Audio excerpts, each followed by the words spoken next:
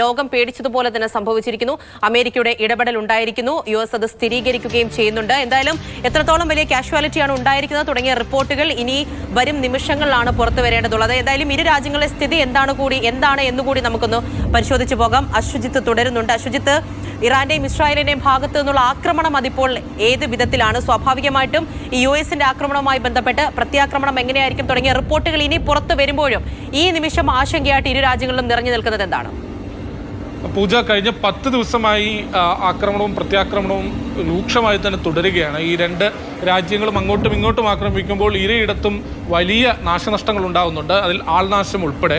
ഏറ്റവും ഒടുവിൽ ഈ 10 ദിവസം കഴിയുമ്പോൾ പുറത്തു വന്ന ചില കണക്കുകൾ വളരെ ഞെട്ടിപ്പിക്കുന്നതാണ്. അതായത് ഇറാനിൽ മാത്രം ഏതാണ്ട് 400-ലേറെ പേർക്ക് ജീവൻ നഷ്ടമായി എന്നും ഏതാണ്ട് 3000-ലേറെ പേർ ഗുരുതരമായി പരിക്കേറ്റ് ചികിത്സയിലാണ് എന്നുള്ളതാണ് നമ്മളെല്ലാം ലോകത്തെ ഞെട്ടിപ്പിക്കുന്ന വാർത്ത.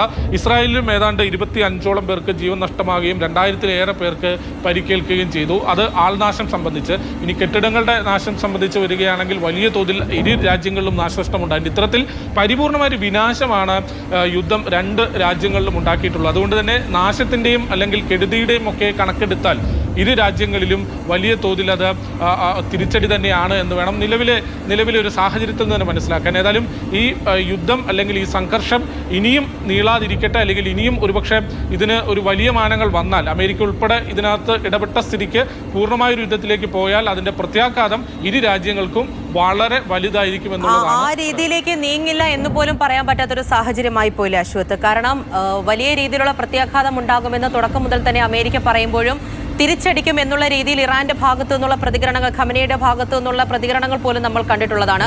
ഇപ്പോൾ ഈ രീതിയിലൊരു ആക്രമണം ഉണ്ടാകുമ്പോൾ അമേരിക്ക ആത്മവിശ്വാസത്തിലാണ്. ഇനി അത് തുടക്കം മുതൽ തന്നെ പറയുന്നുണ്ട്, കീഴടങ്ങണം എന്നതുൾപ്പെടെയുള്ള കാര്യം പറയുമ്പോൾ പോലും പറയുന്നുണ്ടായിരുന്നു ഇറാന്റെ ശേഷിയെല്ലാം തന്നെ തകർന്നിരിക്കുന്നു എന്ന് പറയുമ്പോൾ പോലും അത്രത്തോളം വലിയ ആത്മവിശ്വാസത്തിൽ നിൽക്കാൻ പറ്റുന്നൊരു സാഹചര്യമാണോ ഇത്?